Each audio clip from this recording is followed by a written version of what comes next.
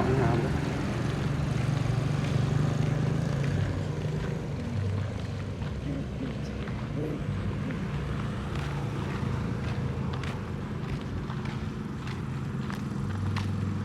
ไอ้คนคอยได้กับ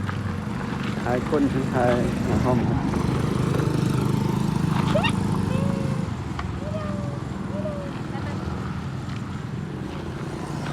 กลัวมันพื้นที่ให้ติด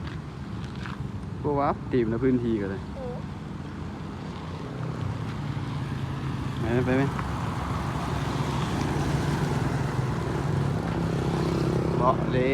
นเนี่ยมันสวยสมองเนี่ยเขาซื้อไอโฟนมันถ่ายงาม